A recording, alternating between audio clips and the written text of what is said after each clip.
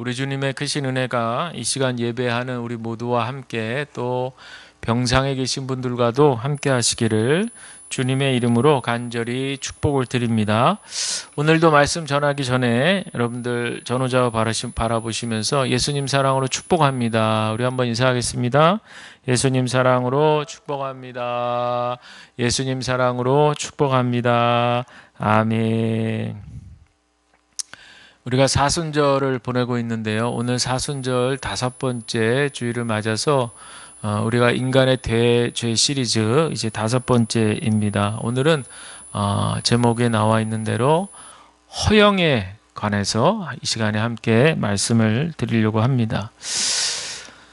저를 포함해서 우리 모든 사람들은 사실 인정받고 싶은 욕구, 인정욕이라고 하는데 인정욕구가 누구나 다 있습니다. 이게 이제 인간의 본능적인데 문제는 뭐냐면 과유불급이라고 뭐든지 지나치는 게 문제지 다들 정상적으로 누구에게나 인정받고 싶은 욕구가 있습니다. 그래서 이게 지나쳐서 더 이렇게 없는 것까지도 짜내가지고 있는 것처럼 그렇게 부풀리거나 또 그렇게 막 과도하게 사람들한테 인정받으려고 막 상황을 유도한다든지 이제 이런 것들 지나치게 이제 집착하는 것 이런 것들이 이제 문제가 되는데 이것이 바로 허영이라고 나타내 보여지게 되는 것입니다. 근데 이 허영이라고 하는 것을 기독교 지난 역사 속에서 보면 죄악으로 그렇게 구별을 했어요. 그래서 4세기 수도사들은 이 부분을 굉장히 예의 주의하면서 경계를 했는데 에바그리우스는 이 허영을 8가지의 죄악의 목록에 포함시킬 정도로 굉장히 심각한 죄다 이렇게 이제 얘기를 하고 수도원의 수도사들을 강하게 훈련을 시켰습니다. 그런데 이게요 현대에 와서 이 목록에서 빠져버렸어요. 그래서 7가지로 이렇게 정리가 되면서 이 허영이 빠집니다. 그러다 보니까 현대 와서는 사람들이 뭐 이게 그렇게 뭐 큰 죄가 될까? 이렇게 이제 가볍게 생각하고 지나치게 되고 이제 그런 어떤 상황이 됐는데 사실은 우리가 지금 살고 있는 이 현대는 이 허영의 죄를 조장하고 허영을 추구하는 그런 모양들이 많다는 거예요.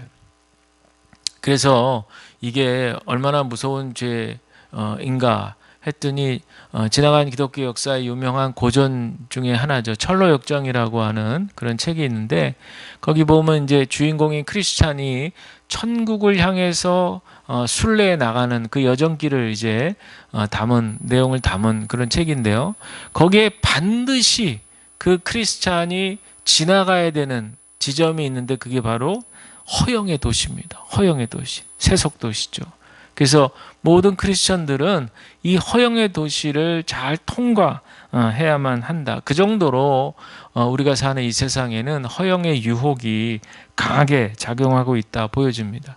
이거를 이제 현대로 적용해서 생각을 해보면 어떤 모습들이 있는가. 첫째로 말씀드리자면 요즘에 뭐 에어른 할 것 없이 다들 스마트폰을 쓰시고 또 SNS 그런데 보면 이제 자기가 일상의 사진을 이렇게 찍어가지고 공유를 해요, 올려요. 그럼 뭐 먹는 사진, 멋진 식당에 가서 먹는 사진, 또 예쁜 옷을 입고 한껏 멋을 낸 사진, 등등등.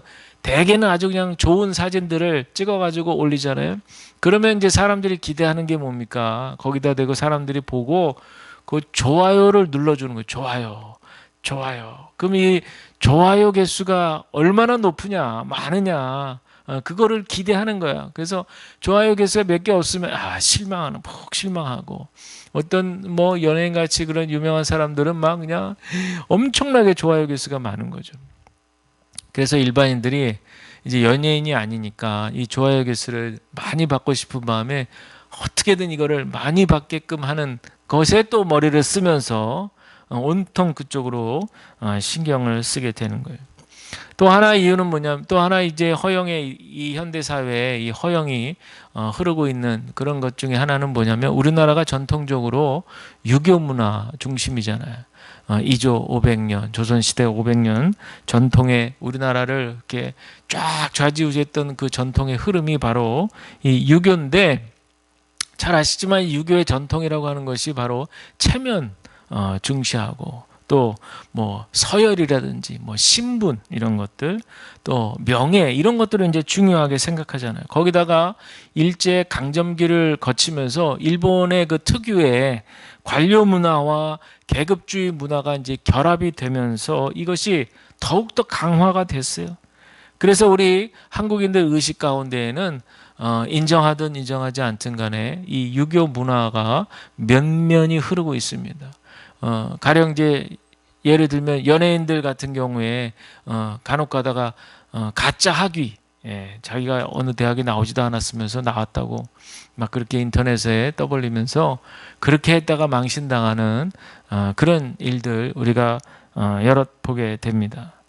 또 하나는요, 요건 요즘에 일어난 현대 아주 굉장히 중요한 그런 모습 중에 하나인데요.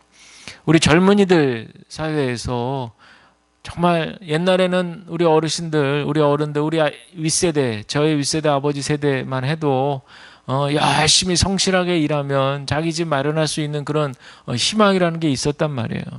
그래서 성실히 부지런히 근면하면 됐는데 요즘에 우리 젊은이들은 아무리 열심히 성실히 일해도 출발부터가 뭐 금수저니 은수저니 흙수저니래 가지고 출발부터가 다르다 이거야.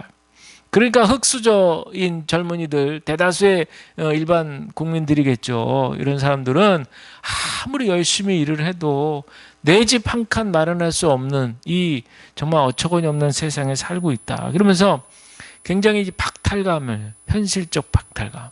근데 이게 이제 역으로 어떻게 나타나냐면 그런 자신의 어떤 초라하고 자신의 그런 정말 우울한 이런 모습을 사람들한테 보여주기 싫어가지고 오히려 반대로 막 가령 예를 들면 고급 세단을 막 무리해서 막 몰고 다닌다든지 말이죠. 그리고 막 고급 막 옷을 비싼 막 옷을 차려입고 다니고 핸드폰 같은 것도 막 최신종이 나올 때마다 바로바로 바꿔가지고 자랑하고 다니고 말이죠. 이런 현상들이 우리 젊은 세대들 가운데 참 안타깝죠. 그런 과시적 소비 이런 것들이 다 허영의 한 모습이다 할 수 있습니다. 이 허영이라고 하는 말은요, 그 어원을 찾아보면 헛된 영광이란 뜻이에요.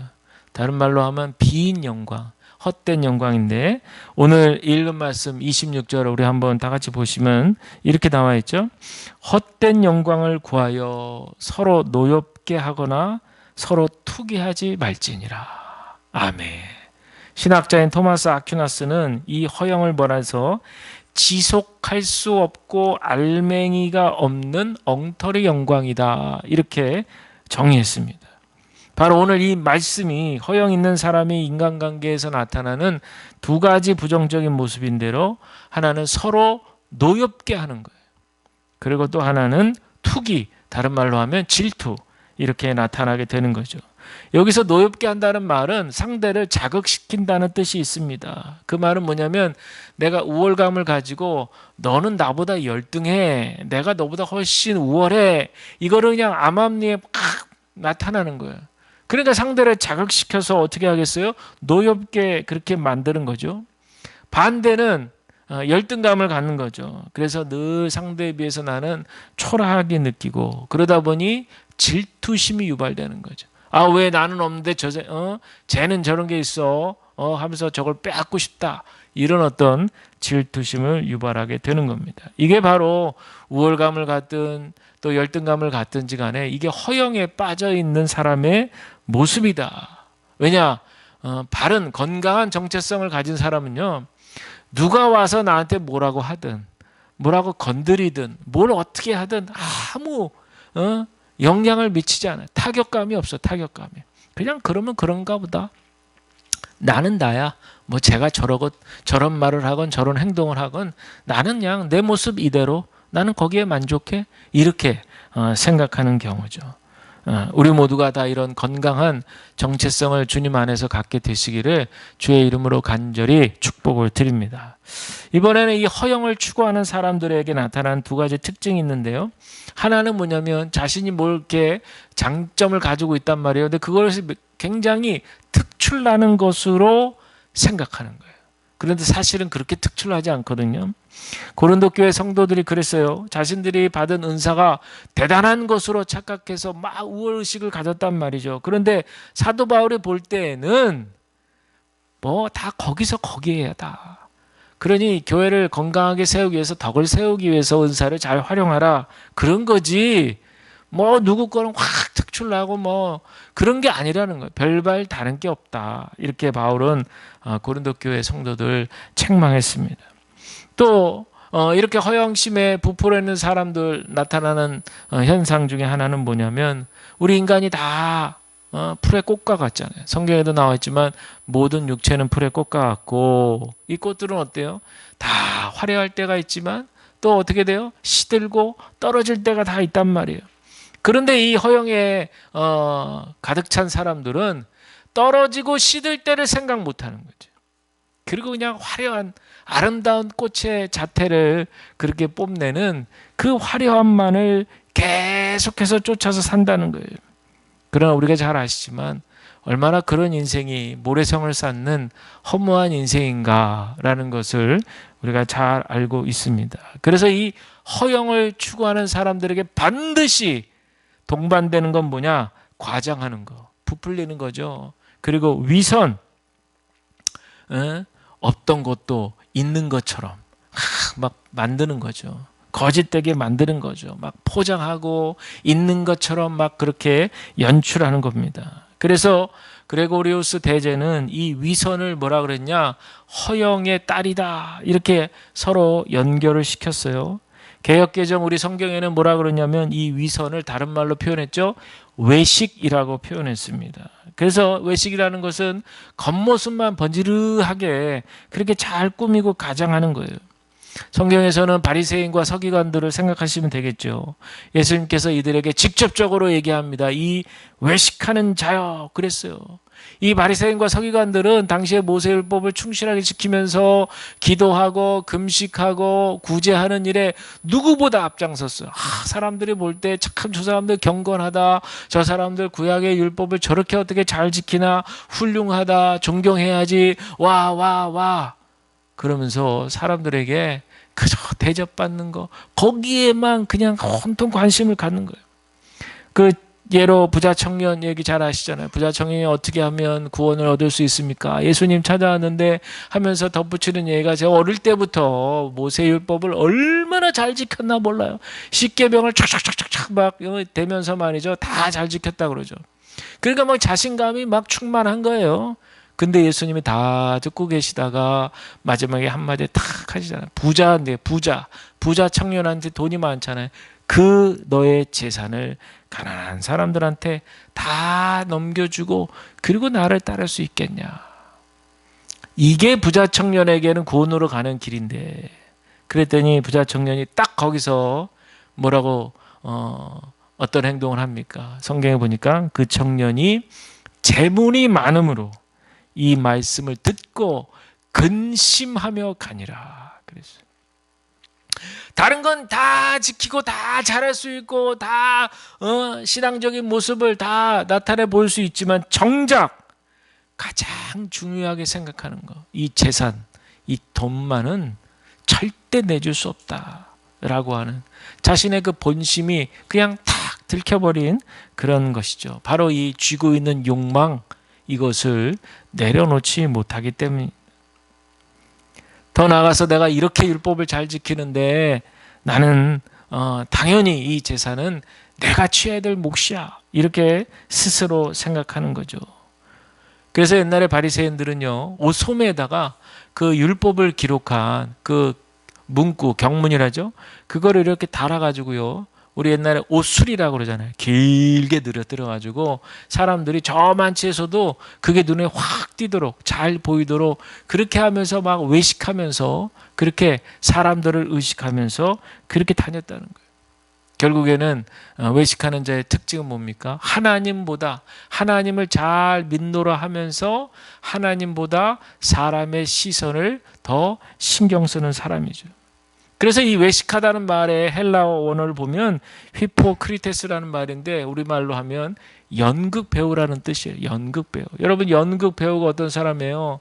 남의 인생을 연기하는 거잖아요. 자기의 모습이 아니에요. 자기의 진짜 모습이 아니라 남의 그 배역, 그 역할에 그 모습을 충실하게 가짜로 보여주는 거잖아요. 연기하는 겁니다.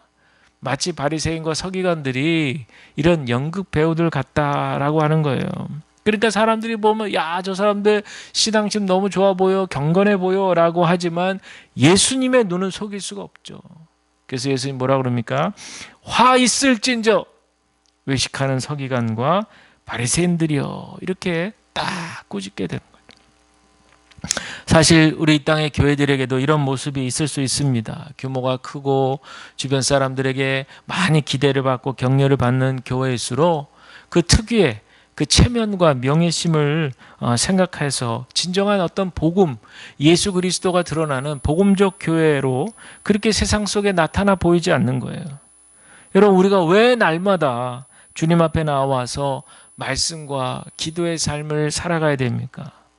이거는 누구나 할 것 없이, 저를 포함해서 누구나 할 것 없이 나도 모르는 사이에 부지불식간에 우리 속에 허영의 때, 허영의 죄악을 벗겨내기 위함 아닐까요? 아니, 미처 우리가 깨닫지 못하고 살아가는 거예요. 너무 정신없이 막 바쁘게 사는데 나도 모르게 이쪽에서 허영이 묻고 저쪽에서 허영이 묻고 막 이것저것에서 묻어서 이 안에 꽉 차 있는데 그거를 미처 인식하지 못하고 깨닫지 못하니 우리가 날마다 말씀과 기도의 자리로 나아갈 때 거울로 비추는 거예요. 어이구, 이런 모습이 나한테 있었구나 라는 것을 우리가 깊이 깨닫게 되는 것이죠.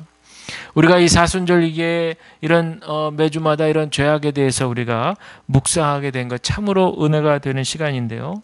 바로 이런 우리가 바쁜 삶 가운데서 스쳐 지나갈 만한 이 죄악의 덕목들을 우리가 곱씹으면서 바로 우리의 모습을 돌아보게 된다라고 하는 사실. 저도 참 귀하고 복된 이번 기회라고 생각하는 거예요. 그래서 말씀을 매주 주제마다 이렇게 준비할 때마다 저한테 적용해 보는 거죠. 그래서 이렇게 이제 쭉 뭐 7가지 이렇게 6가지 7가지 한다 그러면 마치 제 안에서 이렇게 그래프로 자, 요거는 내가 어느 정도 올라와 있나 이걸 한번 이렇게 생각해 보게 되니까 참 좋은 것 같아요. 우리에게 이런 어떤 사순절기를 맞아서 우리 자신을 돌아보고 참여할 수 있는 그런 시간들, 이게 바로 회개의 시간이죠. 돌이키는 시간이 필요할 줄로 믿습니다. 이 세상이 많이 변했다고 하는데 여러분, 지나간 세월에서 우리가 놓치지 말아야 될 가치들도 있지만 버려야 될 가치들도 있다는 것도 기억하셔야 됩니다. 새로운 것들은 우리가 붙들고 새로워져야 될 것들은 놓치지 말아야 되는데 우리가 그 중에 하나가 뭐냐면 내실 있는 삶을 추구하는 겁니다. 이 허영에 가득 찬 사람들은 내실을 꾀하지 않아요. 밖으로 드러나는 모습이 더 중요하기 때문에 마치 빈수레가 요란하듯 쓸모없는 껍데기에만 그렇게 신경을 쓰게 된다라는 겁니다. 오늘의 우리 개신교회가 우리 조선 땅에 우리 개신교가 조선 땅에서 시작한 지 복음을 선교사님 통해서 복음이 전해지고 우리 개신교회 시작한 지 140주년 되는 날이에요. 1885년 4월 5일 그날에 이제 부활절 아침에 인천 제물포항에 장로교 언더우드 선교사 감리교 아펜젤러 그리고 이어서 스크랜턴 모자 어머니와 아들 이렇게 의사 분들이 또 들어와서 그래서 이제 복음을 전하게 되고 교회를 세우고 또 이렇게 학교와 병원 등을 통해 가지고 많은 민중들에게 예수 사랑을 보였어요.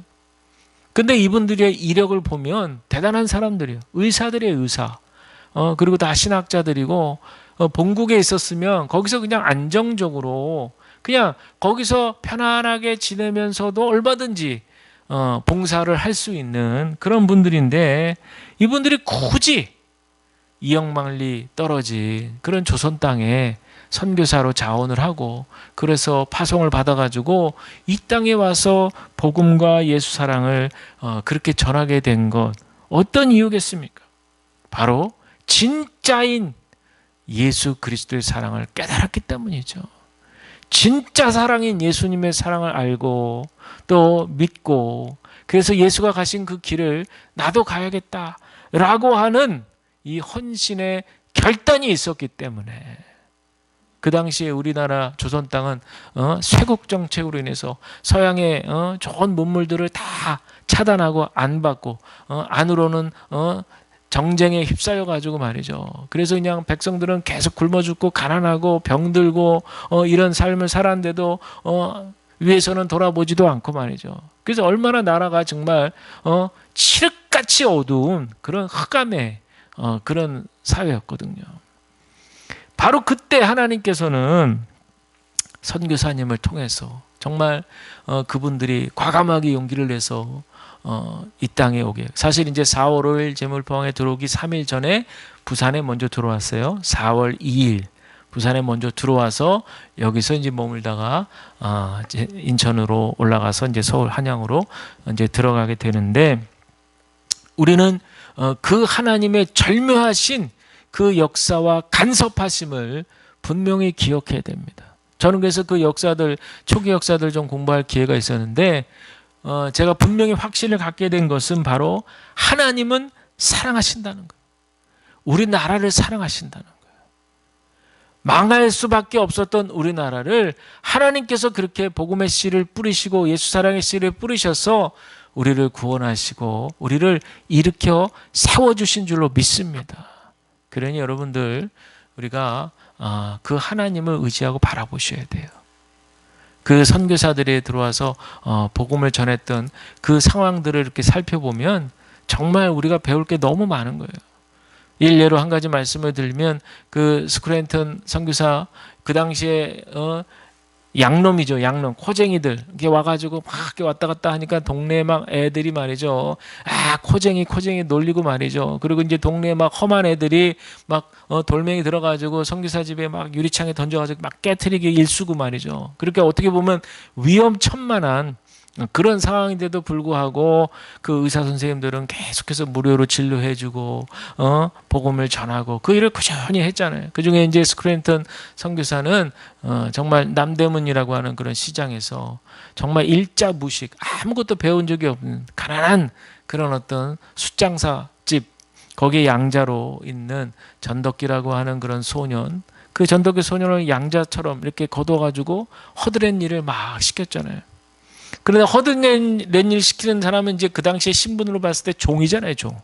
그런데도 불구하고 늘 식사 때마다 겸상, 식구들하고 식사할 때 너도 일로 와라. 그래서 같이 식사하고 또 열심히 한국말을 배워가지고, 그 스크랜턴 선교사의 어린 딸이 있었는데 그 어리니까 뭐 한국말 배우겠어요? 영어로 막 얘기하죠. 그런데 엄격하게 한국말을 가르쳐서 절대 식사할 때 그 전덕기 소년이 소외당하지 않도록 한국말로 모든 대화를 한국말로 하도록 그렇게 배려를 한 거 아니에요? 여기에 3년 만에 이 소년 전덕기가 마음을 딱 돌리고 어떻게 합니까? 예수님을 영접하는 거죠. 예수 믿으세요, 예수 믿으세요 해서 예수를 영접한 게 아니라 예수 사랑을 보여준 거잖아요. 같이 생활하고 함께 식사하고 같이 한국말로 대화하고 근황도 묻고 안부도 묻고 뭐 등등등 하면서 그렇게 정을 나누고 교제를 나누다가 3년 만에 예수님 영접하고 세례받고, 그리고 이후에 신학 공부해서 목사 안수를 받고, 그리고 어떻게 됩니까? 민족 독립운동에 그렇게 김구 선생의 바로 우측에서 만주에 자금을 군사 자금을 보내는 신뢰받는 회계의 역할, 재정을 담당했던 목사니까 이제 가장 신뢰한다 이래가지고 재정을 담당하는 역할을 맡겨서 김구 선생님이 그렇게 해서 독립운동에 중요한 중추적 역할을 하고, 또 고문을 당하고 그렇게 해서 또 감옥에서 나온 다음에 병치를 하다가 젊은 나이에 그렇게 소천을 하게 되었어요. 그리고 여러분, 저는 그 스크랜턴 일대기 역사 그 책을 좀 읽어봤는데 그걸 보면서 와, 그렇구나. 정말 한 알의 밀알이 돼서 땅에 떨어져 죽으니까 정말 이렇게 예수 사랑의 열매로 많은 지도자들이 세워지고, 그분들 통해서 이 나라가 일제 강점기 때 굴복하지 않고 그렇게 독립을 외치면서 자유 해방을 또 우리가 느끼게 됐고, 지금 이때까지 정말 하나님의 은총에 따라서 그 예수 사랑을 경험했던 많은 분들이 결단하고 헌신해서 지금 이렇게 이만큼 우리나라가 잘 살 수 있도록 이끌어온 것이 아닌가를 선교 140년을 쭉 그저 그냥 이렇게 훑어만 봐도 우리는 너무나도 깊이 은혜를 체험하게 되는 줄로 믿습니다. 그러니 여러분들, 내실 있는 삶을 추구해야 됩니다.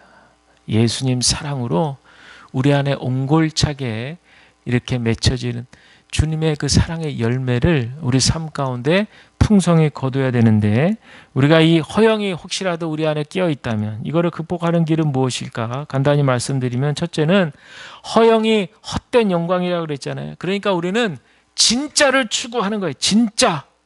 진짜가 뭐예요? 하나님의 영광을 추구하는 겁니다. 참된 영광은 하나님에게 있어요. 모세가 하나님 만나러 시내산 올라갈 때 구름에 하나님의 영광이 가득했다고 그랬잖아요. 이 하나님의 영광의 특징은 뭐냐? 바로 영원히 소멸하지 않는 불멸성입니다. 영원토록 꺼지지 않고 소멸되지 않는 그런 불멸성이에요. 우리에게 그렇다면 참된 영광을 추구한다는 건 무엇이겠어요? 우리에게 진짜를 추구한다는 건 뭐겠어요? 이 땅에서 죄로 인해서 그저 끊어지고 죽어지고 소멸될 그런 인생들인데, 우리가 예수 그리스도 십자가 은혜로 그 영원한 불명성, 영원히 소진되지 않고 꺼지지 않는 하나님의 영광을 바라볼 수 있는 은혜와 특권을 우리가 얻었잖아요. 그러니 우리의 시선은 언젠가는 만나게 될 그 주님 앞에 서게 될 그날을 우리가 고대하고 기도하며, 그때 잘하였다다 착하고 충성된 종아, 우리가 이 칭찬을 듣기 위해서, 물론 사람의 칭찬도 중요합니다. 격려가 돼요. 용기가 됩니다. 그러나 그것은 한두 번이지 정말 영원토록 소멸되지 않는 우리가 이 하나님 앞에 섰을 때 잘하였도다 착하고 충성된 종아, 우리가 이 하나님의 앞에서는 그날을 고대하고 기대하는 믿음으로 나아가야 될 줄로 믿습니다. 이게 바로 하나님의 영광을 구하는 인생이에요. 두 번째는, 그렇기 때문에 우리는 이 세상에서는 이미 죽은 자라는 고백이 있어야 돼요. 바울이 내가 그리스도와 함께 십자가에 못 박혔나니 그런즉 이제는 내가 사는 것이 아니요 오직 내 안에 그리스도께서 사신 것이라고 고백하잖아요. 이미 이 세상에서는 우리는 다 예수님과 함께 십자가에 우리의 옛 자아를 같이 못 박혀 죽었다고 생각해야 돼. 생각하는 게 아니라 그렇게 믿고 고백하는 거예요. 나의 옛 자아들, 욕망덩어리, 나의 정말 육신의 그런 소욕 추구하는 삶, 이런 것들, 죄악거리들 다 예수 그리스도와 함께 십자가에 못 박혔고, 이제 예수님의 부활과 함께 우리는 새로운 인생을 살게 됐음을 믿고 고백하는 거예요. 그런 여러분들, 우리가 이 세상에서 받게 되는 여러 가지 영광들이 있어요. 살아가면서 소소하지만 작지만 작은 영광, 또 칭찬, 격려, 이런 거 많이 있습니다. 좋아요. 그런데 우리가 거기에 일희일비할 필요가 없는 거예요.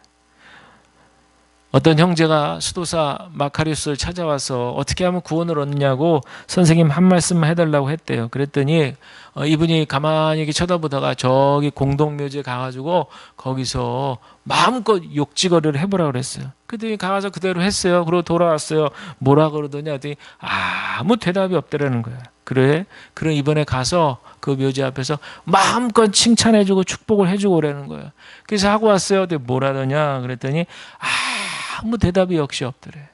그랬더니 그제야 이제 마카리우스가 빙그레 웃으면서 하는 얘기가, 네가 그들을 모욕해도 그들이 대답하지 않고 네가 그들을 칭찬해도 그들은 말하지 않는다. 그러니 너도 구원받고 싶으면 그들처럼 죽은 자가 되어라. 죽은 자들은 조롱을 받든지 칭찬을 받든지 어때요? 아무 관련 맺지 않는 거예요. 즉 이 말은 무슨 말이겠어요? 세상에서 받는 칭찬 혹은 세상에서 받는 비판에 일희일비하지 말아라. 들썩들썩 거릴 거 없다. 그저 칭찬받으면 그냥 그것으로 감사하고 좋은 에너지로 원동력으로 다시 발전시키면 되는 것이고, 또 비록 좀 비난을 받고 비판을 받더라도 뭐 거기에 그렇게 크게 굴할 것 없다. 또 시간이 지나면 또 다 호로록 잊어버리게 된다. 그런 거죠. 서두에 말씀드린 대로 막 SNS에 사진 올렸는데 좋아요 몇 개야 막 이런 거에 마음이 막 빼앗기고 말이죠. 어떻게 하면 내 세상에 좀 박수 받을까, 좀 잘해서 갈채를 받을까, 이런 마음에 너무 집중하게 되면 사람이요 영혼이 털털털 털리는 거예요. 그리고 교만의 늪으로 빠지는 겁니다. 또 반대로 막 세상에서 막 아유 쟤 왜 저래 저래 하면서 비판하고 이런 거에 너무 신경 쓰면 주눅 드는 거죠. 그러면 내가 하나님께 사랑받는 하나님의 자녀된 인생이라는 것을 다 잊어버리게 됩니다. 과하게 칭찬을 추구하는 것도 문제지만 과하게 비난이라든지 비판이라든지 이런 거에 예민한 것도 그것도 문제예요. 그저 우리는 일희일비할 거 없어요. 그저 우리는 그러거나 저러거나 우리는 역시 하나님의 자녀야. 할렐루야. 그런 마음으로 사는 거야. 우리는 그러거나 저러거나 좋은 일이 있거나, 그 지난번에 제가 훈련받았던 목사님 중에 한 분이 그런 가르침을 주셨어요. 아직도 기억나요. 좋은 일 있을 때 너무 기뻐하지 마.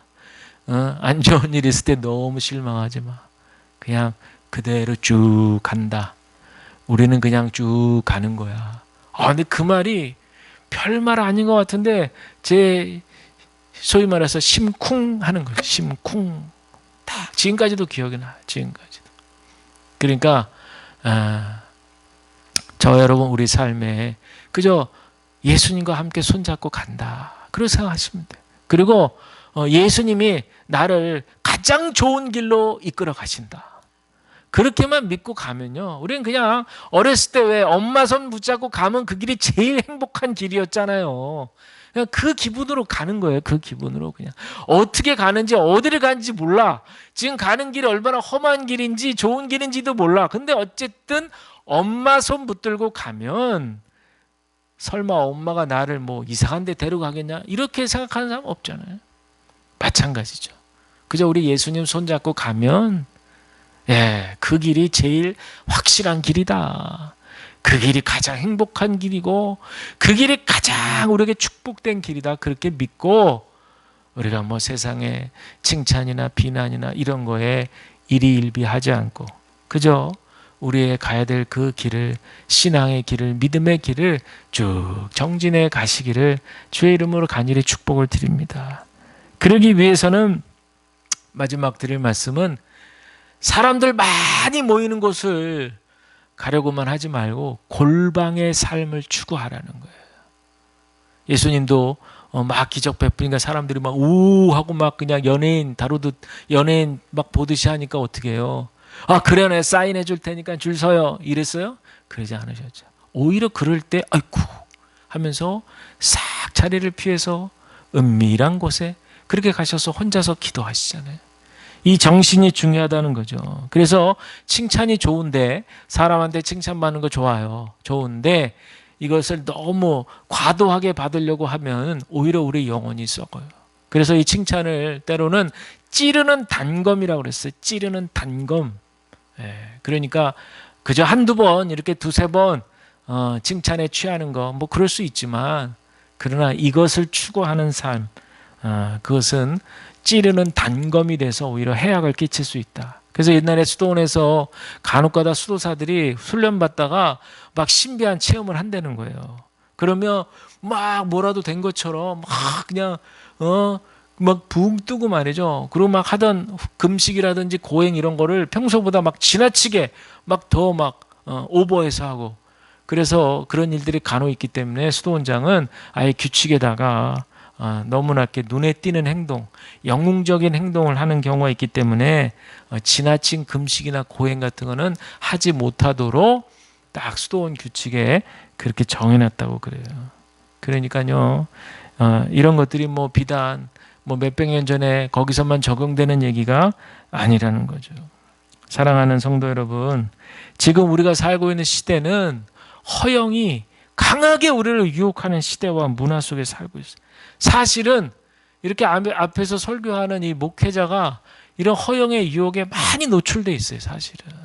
조금만 이렇게 우쭈쭈 해주면 진짜인 줄 알고, 막 진짜 지가 잘하는 줄 알고, 막 그럴 수 있거든.